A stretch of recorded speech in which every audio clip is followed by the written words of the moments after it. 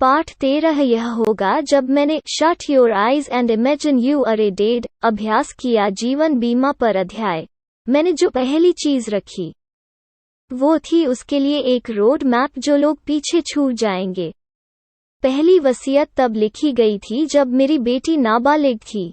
मेरे पति और मैं शिक्षा पर मजबूत विचार रखते हैं और उन्हें एक विकल्प के रूप में पाला है शिक्षा प्रणाली। वो अब स्नातक है और कक्षा 10 को बाईपास करने में सफल रही है। भारत में कक्षा 12 और विश्वविद्यालय प्रणाली पूरी तरह से। वो 9 साल की थी और वैकल्पिक स्कूल जिसमें दीवार थी और पेड़ पर चढ़ना और अपने आप को लक्ष्य के रूप में खिलाना 5 साल की उम्र। मुद्दा यह है कि हम चिंतित थे कि अगर वो विमान जिसके पेट में हम दोनों थे नीचे चली गई, उसका और हमारे जीवन के तरीके का क्या होगा जिसकी उसे आदत थी। हम 2 कानूनी अभिभावक नियुक्त करने का फैसला किया जो समझते थे कि हम क्या चाहते हैं। लिखा वसीयत में विस्तृत विवरण।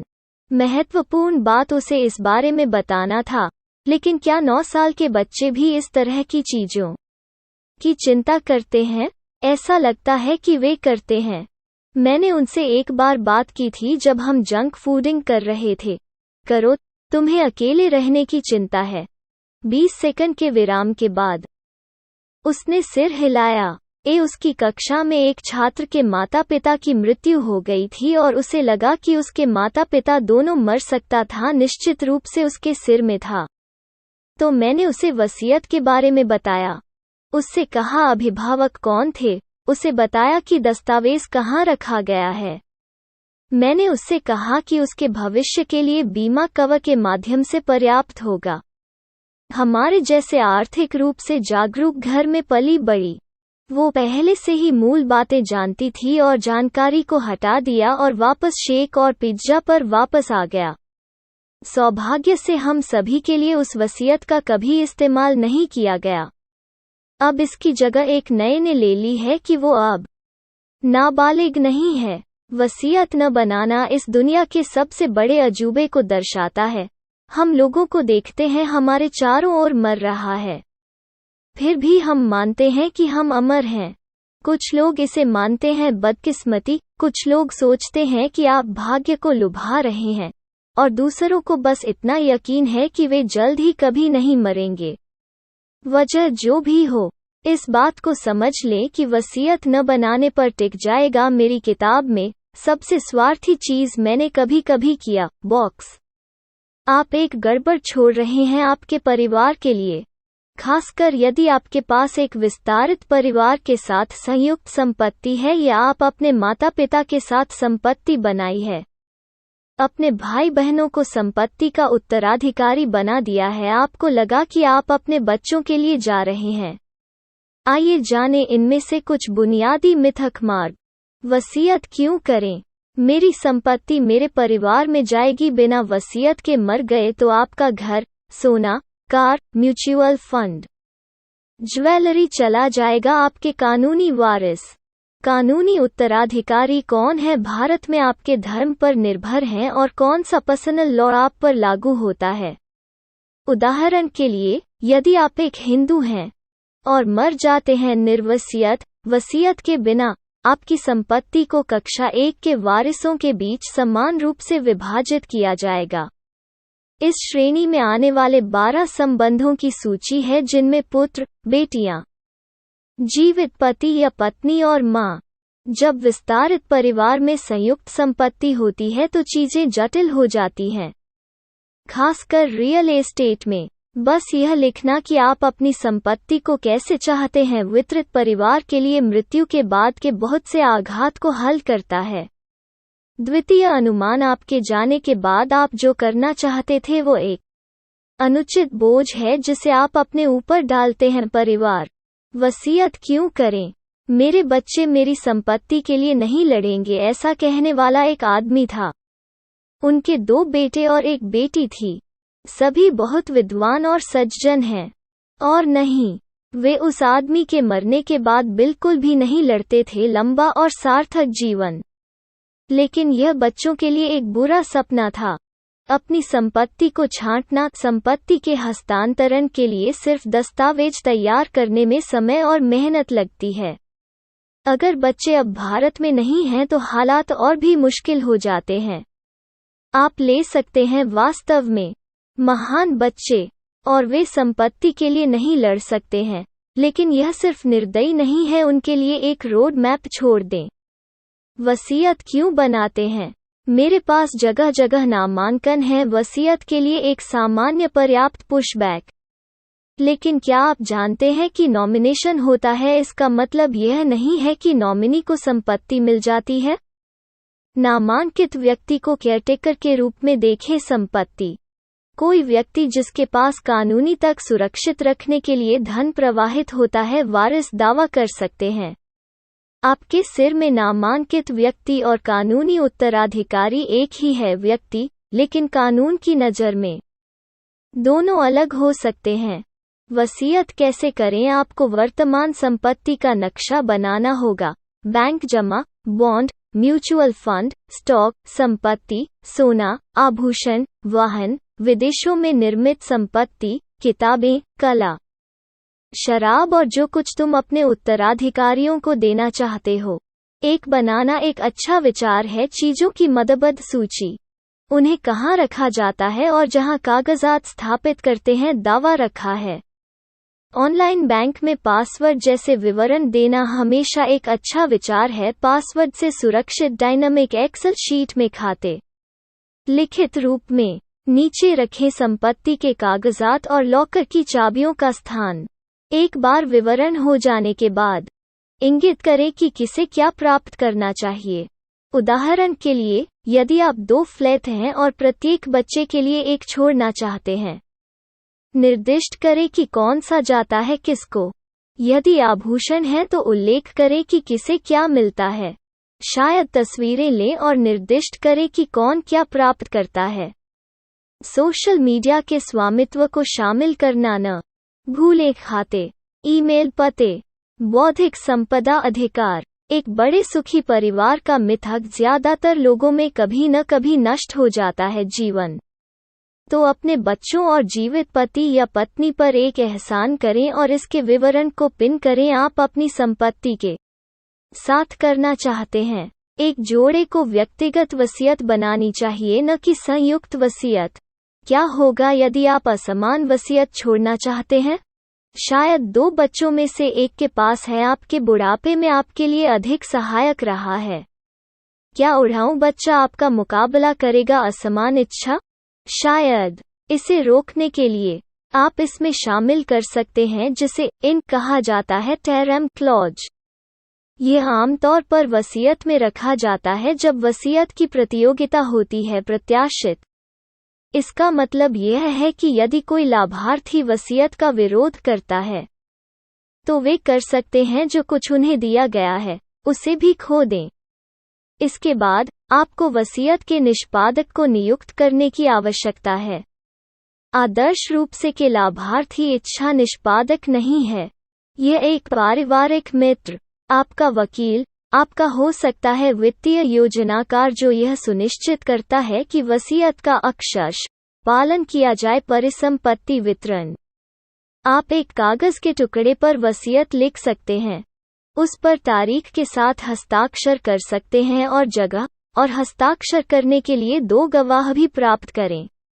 गवाह और लाभार्थी अलग अलग लोग होने चाहिए और गवाह और निष्पादक छोटा होना चाहिए। आपके मुकाबले सरल कार्य करें जैसे प्रत्येक पृष्ठ को क्रमांकित करना, प्रत्येक पृष्ठ पर हस्ताक्षर करना और तिथि स्पष्ट रूप से अंकित करना।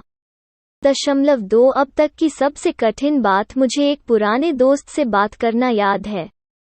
बातचीत उम्र बढ़ने के इर्द गिर्द घूमती रही। माता पिता और उसने अपने 80 वर्षीय पिता से बात करने में कठिनाई स्वीकार की। जीवन के अंत के विकल्पों के बारे में, अपनी संपत्ति को क्रम में रखना और वसीयत लिखना। ऊपर से पिछले 1.5 दशक में वे कहते हैं वो विभिन्न चरणों से गुजरे हैं। उदासीनता, यह अपने आप सुलझ जाएगा। इनकार, मेरे बूढ़े आदमी ने इतनी जल्दी इसका मुकाबला नहीं किया। अपराध बोध, क्या हूँ मैं अपने ही लोगों की मौत के बारे में सोच रहा हूँ। चिंता, भगवान, भाग दौड़। XYZ ने बुनियादी बैंक खातों को अनफ्रीज किया और बात भी नहीं की अचल संपत्ति की गड़बड़ी के बारे में। फिर साहस, अगली बार जब हम इस बात को करने जा रहे हैं, मिलें। और अंत में निराशा में, पिताजी इस पर चर्चा नहीं करना चाहते। अपने बूढ़े माता पिता के वित्तीय मामलों पर चर्चा करना सबसे आसान काम नहीं है और उनसे पूछना कि क्या उन्होंने वसीयत बनाने और एक बड़ी योजना बनाने के बारे में सोचा है, दूसरी दुनिया में संक्रमण और जीवनसाथी की देखभाल के बारे में मन और संपत्ति जो पीछे रह जाएगी। 40 से अधिक शहरी आबादी का एक हिस्सा संपन्न भारतीय अपने माता पिता की उम्र को धीरे धीरे लेकिन धीरे धीरे देख रहे हैं। भारतीय आबादी के इस टुकड़े के लिए, जिसे मैं शहरी पेशेवर जन संपन्न कहना पसंद करता हूँ, इस संक्रमण से निपटना नए क्षेत्र को तोड़ रहा है जहाँ परंपरा और पूर्वता के पुराने नियम नहीं हैं, जिन पर फिर से विचार किया जा सकता है। लगभग 30 से 40 साल पहले यह मानदंड था और अब भी छोटा है। कस्बों और ग्रामीण भारत की वृद्ध माता पिता की देखभाल उनके सबसे बड़े बेटे द्वारा की जाती थी, और क्योंकि परिवार ज्यादातर एक साथ रहते थे, एक पीढ़ी से संक्रमण दूसरे के लिए क्रमिक था। धीरे धीरे परिवार का छोटा सदस्य संभाल लेगा घर और वित्त चलाने के विभिन्न कार्य, इसलिए स्थान जैसी चीजें, दस्तावेज, बैंक खातों पर नाम और लॉकर की चाबियों का स्थान ऐसा नहीं था मुद्दा। आमतौर पर बहनों के दहेज ने उनकी विरासत के मुद्दों का ख्याल रखा। अधिकांश भाइयों को उनके अधिकारों पर हस्ताक्षर किए और भाई सुलझा लेंगे। परिवार की सबसे अच्छी संपत्ति जो वे कर सकते थे। लेकिन आजादी के बाद पैदा हुए शहरी पेशेवर जन संपन्न भारतीयों के लिए कहानी बहुत अलग है। माता पिता ज्यादातर स्वतंत्र जीवन जीते हैं, समय समय पर सहायता के साथ, और दिन प्रतिदिन में बहुत कम हस्तक्षेप, घर या वित्त का संचालन। हालांकि जीवन के अंत के मुद्दों को सुगम बनाने के लिए पहले से कहीं अधिक ध्यान देने की आवश्यकता है। इससे पहले पिछली पीढ़ियों में देखभाल पर ध्यान केंद्रित किया गया था और कौन प्रदान करेगा यह।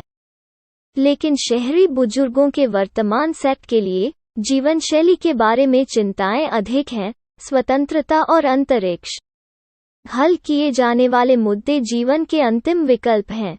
पीछे छोड़े गए जीवन साथी के लिए अभ्यस्त जीवन की निरंतरता, कागजी कार्रवाई, वास्तविक संपत्ति को वसीयत करना और ऋणों को बंद करना। लेकिन हम जैसे लोगों के बीच मेरा डिपस्टिक सवे बताता है कि यह बातचीत पक्षियों और मधुमक्खियों के साथ मजाक, बच्चों के साथ बात करते हैं, कर्कशता, जीवन के अंत के विकल्पों पर बातचीत को आरंभ करना कठिन बना देता है। अपनी खुद की विरासत पर चर्चा करने के लिए अति उत्सुक दिखने का डर। Professor Montana state university guide में मार्शा ए. गोएटिंग और विकी एल. शमॉल लिखना। कभी कभी लोग अपने साथ वित्तीय चिंताओं पर चर्चा करने से हिचकिचाते हैं, माता पिता अपनी विरासत में अत्यधिक रुचि दिखाने के डर से।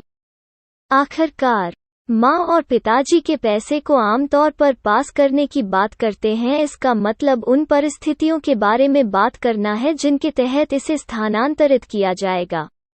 हम में से कुछ लोग बातचीत शुरू करना चाहते हैं। पिताजी, कब तुम मर जाओ? या माँ, अगर तुम निर्णय लेने में असमर्थ हो जाती हो। माता पिता के दृष्टिकोण से भी अपने बारे में सोचना मुश्किल है। मृत्यु दर और संपत्ति का अंतर पीढ़ी हस्तांतरण कई बार भरा होता है। तनाव की अंतर्धारा। अगर मैं संपत्ति को समान रूप से विभाजित करता हूं तो क्या मेरा समर्थन करने वाला बच्चा देखभाल बंद कर देगा? क्या होगा यदि मैं अपनी सभी चीजों को उस विश्वास आधारित संगठन पर छोड़ देना चाहता हूं जिससे मैं संबंधित हूं? क्या यह बच्चों के साथ एक मुद्दा होगा? पीढ़ी दर पीढ़ी दोनों समूहों के लोगों के लिए इसे शुरू करना आसान हो सकता है किसी और की कहानी पर चर्चा करके बातचीत, जिसने किया या किया आगे बढ़ने से पहले। या किसी विश्वसनीय पारिवारिक मित्र से मिलने से पहले मामलों को व्यवस्थित न करें, इसे शुरू करने में मदद करें। मूल पंजीकृत वसीयत दस्तावेज से परे। बातचीत को आगे बढ़ने की जरूरत है जीवन के अंतिम विकल्प के लिए। एक दोस्त की मां को यकीन था कि वो इस पर गौर नहीं करना चाहती जब उसने अंतिम सांस ली तो वेंटिलेटर की आंखें। उस पसंद का सम्मान किया गया था। जब समय आया आपके लिए वो बातचीत होना जरूरी है। यदि विषय भरा हुआ है भावनाओं, अपराधबोध और पिछले पारिवारिक सामान की बारूदी सुरंगों में एक विश्वसनीय परिवार शामिल होता है, दोस्त या वित्तीय योजनाकार। मैंने देखा है कि जो लोग साथ काम कर रहे हैं, योजनाकार इसके बिना उन लोगों की तुलना में बेहतर तरीके से निपटने में सक्षम हैं। मैंने स्रोत किया है इस टुकड़े के कुछ हिस्सों को मैंने अगस्त 2013 में मिंट के लिए लिखा था। बॉक्स के अंतिम सेल में वसीयत के साथ अपना मनी बॉक्स पूरा करें। आशा है कि यह आपके बुढ़ापे में मरने के बाद ही खोला जाता है और पहले नहीं।